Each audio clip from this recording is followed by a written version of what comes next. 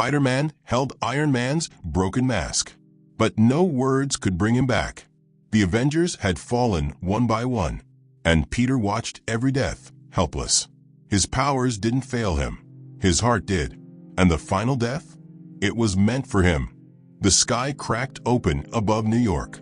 A deep, unnatural silence followed, the kind that didn't belong in any city Peter Parker had ever known. No sirens, no cars, no yelling, just the low hum of dread crawling through the concrete veins of Manhattan. He stood atop a half-destroyed news tower, suit torn, breathing ragged through the rebreather filter stitched behind his mask.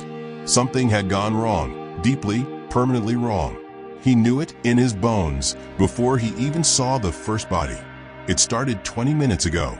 The Avengers received a level 0 emergency alert. Something had fallen from orbit. No impact zone, no heat signature, just a presence. SHIELD couldn't track it. Stark satellites lost contact.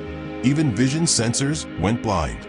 And when Black Panther said, "I cannot feel the Earth anymore," they knew it wasn't from this world. Thor left first, flying toward the signal like a comet made of thunder. Then Hulk. Then Strange. Spider-Man stayed behind, per Iron Man's command. "You stay on Overwatch, kid. We might need eyes in the sky." Peter obeyed. He shouldn't have. The first death was silent. A ripple through the city grid. Lights flickered across 3 boroughs. A scream, deep and brief, came through the comms. Then static. Vision. "Did anyone get that?" Peter asked. "Gone," Natasha whispered. "Not offline.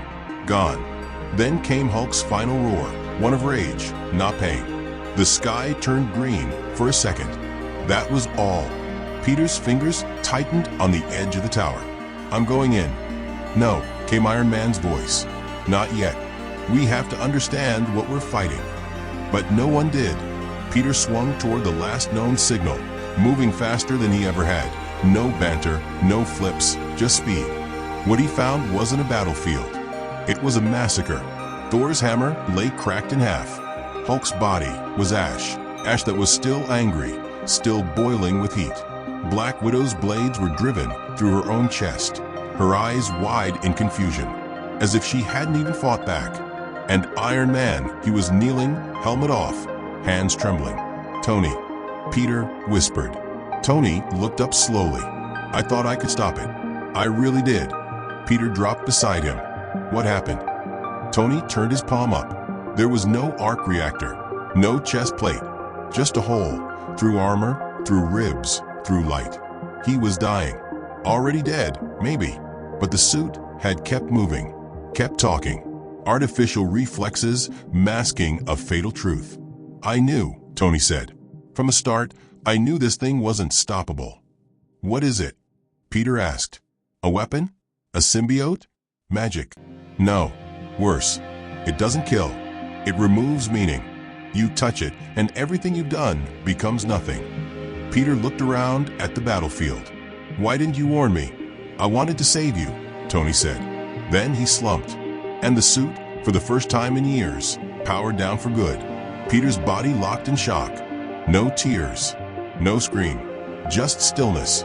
The kind that happens when the soul disconnects for a second, trying to protect the heart from exploding. Then he heard it. Footsteps. He turned slowly. The figure wore no armor, no tech, no cape, just black robes, pale skin, and eyes that blinked too slowly for something alive. No name, no announcement, just presence. Peter didn't wait. Webs shot out faster than thought. They stuck and dissolved, like the universe refused to acknowledge they ever existed. He blinked. The figure was gone, and then Peter was flying backward, his mask cracked, ribs shattered, blood in his mouth. Not from a hit, but from rejection, as if reality had spit him out. The voice came next, not aloud, but in the back of his skull. "You were not meant to see this." Peter staggered to his feet. See what? The end. Not as destruction, as forgetfulness. He didn't understand, couldn't, but Dr. Strange did. A violet portal erupted behind Peter, and Stephen Strange stepped out, cloak fluttering like it remembered the wind from another life. "Move," Strange ordered. His hands burned with ancient symbols. The beam tilted its head. "You are too late, magician." "Maybe, but I only need 1 second." The light from Strange's spell carved a dome around Peter, glowing with incantations not even Kamartaj had written down. And then, Strange looked at Peter and smiled sadly. "Run." "No, wait." The dome slammed shut, and the last thing Peter saw was Strange walking into the dark, alone. The explosion wasn't loud. It was reversed. Like time collapsed inward, the city shifted. Cars turned to rust. Windows blinked out, but only within a radius. The rest of the world silent. Peter hit the ground outside the radius, rolling through debris and landing hard beside a cracked shield drone. He screamed and kept screaming until the voice cut him off. Peter. He looked up. Nick Fury, bleeding, breathing, holding a weapon even S.H.I.E.L.D. had never cataloged. "You're not done yet," Fury said. "That thing's just starting." Peter tried to stand. Couldn't. Fury grabbed him by the collar. "You think this is about saving them? You're the only one it didn't touch. That means you remember. That means we have a chance." "A chance to do what?" Peter whispered. "To fight memory with memory," Fury said. "Before everyone forgets the Avengers ever lived." Peter turned back to where Strange had vanished. Nothing remained. Not ash. Not dust. Just emptiness. And for the first time in his life, Spider-Man felt the one thing no superpower could fix. Alone. Peter didn't sleep that night. The city looked normal. It moved. It blinked. People walked, laughed, screamed. But none of them remembered the Avengers. Not Iron Man. Not Thor. Not Hulk. Nothing. He asked a kid wearing a red hoodie on the street, "Hey, you like Iron Man?" The kid blinked. "What's that?" "A movie." Peter almost collapsed. Only Nick Fury remembered, and barely. His memory flickered like static. One moment he remembered Natasha's laugh. The next she was just a face without a name. And now they were running out of time. Fury moved them underground, way underground, into one of the last remaining ghost facilities beneath the East River. Buried tech, forgotten weapons, even forgotten names. That's where Fury kept it, the last archive.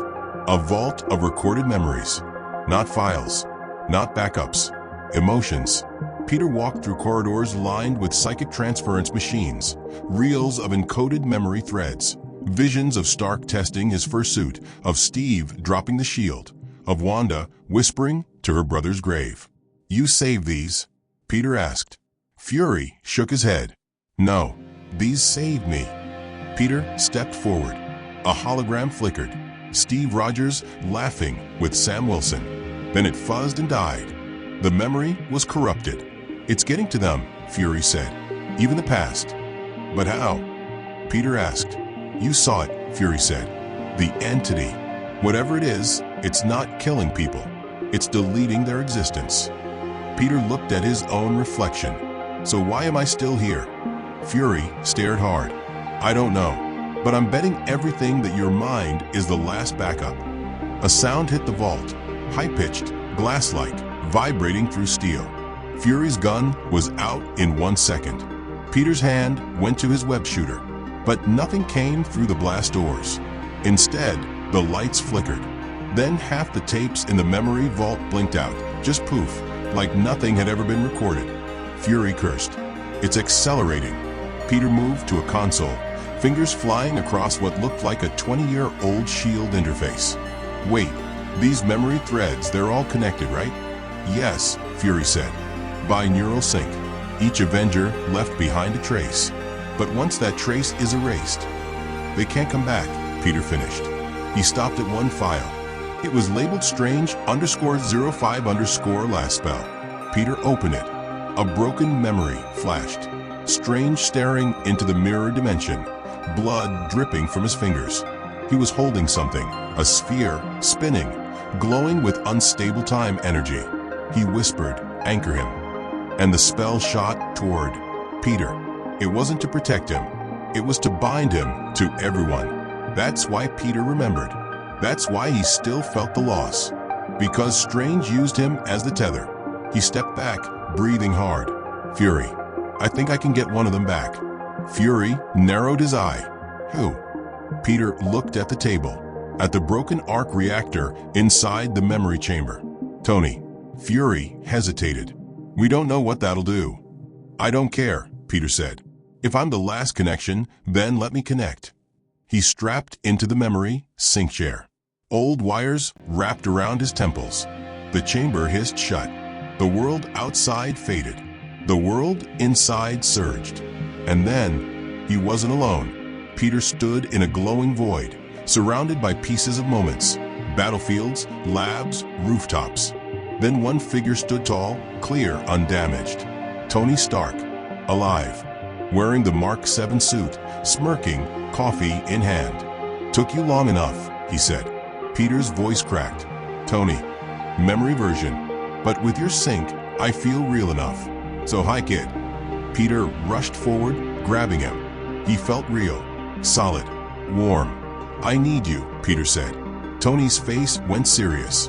I know, but this isn't permanent. I'm leaking as we speak. I can't do this alone. You're not. Look at me. Tony put a hand on Peter's shoulder. You're the tether. That means you decide who stays forgotten and who gets remembered. Peter blinked. What? You're not just remembering us. You're rewriting us. Peter stepped back. No, that can't be right. Tony nodded. That's why the entity can't touch you. You're already doing what it does, only in reverse. The void trembled. The sky above cracked. The entity was there, inside the memory space. You shouldn't be here, it said, voice like collapsing stars. Tony stood between it and Peter. Guess what? Neither should you. The entity raised a hand. The light began draining from Tony's body. Lines of code, strings of memory pulled out like veins. Peter, choose. Tony shouted, bring one of us back. Anchor someone. Peter gritted his teeth. If he chose wrong, the memory would collapse. But if he chose right, someone might return. Really, return. He reached forward. A pulse surged out of his body, and Tony vanished. Peter fell to his knees. Then, the light returned. Outside the chamber, Fury staggered back as a power surge hit the vault. And, in the corner, a mechanical cough. The arc reactor glowed, and Tony Stark sat up. Alive. Weak. But real. Someone order a comeback, he croaked. Peter ripped open the chamber door and fell to his knees in front of him. I got you back, he whispered. Tony smiled weakly. Yeah, don't cry, kid. Still got a world to save. Fury stared in awe. You just resurrected a dead man with memory. What the hell are we fighting? Tony looked up, eyes still foggy, but mind racing. We're fighting the future, he said. One that's trying to delete the past. And then he pointed at Peter. That kid, he's the reboot key. Peter didn't feel powerful. He felt terrified. Because if he could bring Tony back, then the entity wasn't just fighting heroes anymore. It was fighting memory. And memory had just decided to fight back. Tony collapsed minutes after coming back. Not from injury, from overload. His body was real, but the memories holding him together were flickering. He wasn't whole. He kept skipping in time. One moment, he remembered building Ultron. The next, he thought Thanos hadn't arrived yet. Peter sat by his side, hands shaking. Fury tried to stabilize him with neuroregulators, but even S.H.I.E.L.D. tech couldn't stabilize a man stitched together for memory. Tony gasped, it's like my soul's buffering. Peter clenched his fists. There has to be a way to lock you in. There is, Tony whispered, but we'd have to go back into the archive. You need to find the core. The core of what? Of me. The moment I stopped being a man in a suit and became Iron Man. Peter nodded. Then I'm going back in. Fury blocked him. You don't understand. That memory vault's under siege. You saw it when the tapes blinked. The entity's already inside. You dive in again, it'll come for you directly. Let it, Peter said. If I'm a tether, I have to fight with what I remember. Fury cursed under his breath. Stark's not worth it if we lose you. He's not just Stark, Peter said. He's the reason I ever believed I could be something. The chamber sealed again. Peter dropped into the void, But this time, it wasn't white. It was collapsing. Memories twisted into black static. Iron Man's first test flight burned in reverse. His talk with Pepper shattered into pieces mid-sentence. Even his final snap against Thanos, gone, erased as if it had never happened. Peter ran toward the flickering source. At the center, a small, glowing piece of Tony's heart, not mechanical, human. A moment. Tony, beaten, bloodied, but alive, carrying a child from a destroyed hospital during the Battle of Sokovia. No suit, no power, just will. That was it. The moment Tony became more than metal, Peter touched it, and the entity screamed. It appeared again, taller now, darker, pulsing with every erased memory it had stolen. It surged toward Peter, claws dragging reality apart behind it. "You will forget," it roared. Peter stood his ground. "No, I'll remember harder." The memory in his hand surged. And suddenly, Tony was behind him, whole, solid, alive in the memory space, wearing no armor, just bloodied clothes and a smirk. "You again," Tony said to the entity. "Tell me, are you afraid of mirrors?" The entity screamed. Tony slammed his fist into the ground. The memory bent, then snapped back. The hospital, the child, the screams, all clear again. Then more began reloading. Wanda holding Vision, Steve catching Mjolnir, Natasha whispering her sister's name. Peter's body shook as the memories anchored. Outside the chamber, Fury watched as the entire vault lit up like Christmas. Tony's vitals stabilized. His eyes opened, steady now. Peter emerged seconds later. Tony met him with a nod. "You found me." Peter smiled, exhausted. "No, I remembered you." The lights dimmed. An alarm rang. Fury looked at the screen. The entity's coming. This time, not in memory. Tony cracked his knuckles. "Then we give it something it's never faced." Peter raised a brow. "What?" Tony smiled. "A memory it can't erase." They barely made it out of the vault before the ground shattered behind them. The entity had found them, not as memory, not as energy, but as form. It now moved through the physical world, dragging the weight of forgotten gods behind it. The sky above New York darkened again, this time not from clouds, but from erased constellations. No one looked up. No one screamed. No one ran, because no one remembered what they were running from. Peter and Tony stood in the street, both staring at a city that didn't recognize them anymore. "They're just walking," Peter said, "like nothing's happening." "To them, nothing is," Tony muttered. "Reality's been rewritten under their feet. That thing doesn't kill people, Pete. It erases what they meant. So what do? We remind them." Tony tapped into his suit's core, the Mark 85 reformed piece by piece, pulled from the fragments Peter carried in his memory. His suit wasn't stored in any lab now. It lived inside Peter's heart. "You remember how to fight?" Tony asked. Peter's eyes glowed red for a second. "Better question is, do you?" The sky cracked. The entity descended. It didn't roar. It didn't charge. It simply existed. And the world beneath it folded into itself like melting glass. Buildings turned to dust that blew away on wind that never existed. Cars slowed, rusted, disappeared. Streetlights blinked and never came back. Tony activated his stabilizers and fired. The repulsor blast didn't hit the entity. It disappeared before impact, like it was never aimed at anything at all. Peter jumped forward, webbed through a collapsing bridge of thoughts, and slammed his foot into the creature's side. For 1 second, one small, sharp second, it felt real. The entity reeled. Tony caught it with a pulse wave, followed by a gravity lock from the old nanocore. Peter hit it again with webs laced in memory threads. They stuck. "You feel that?" Tony shouted.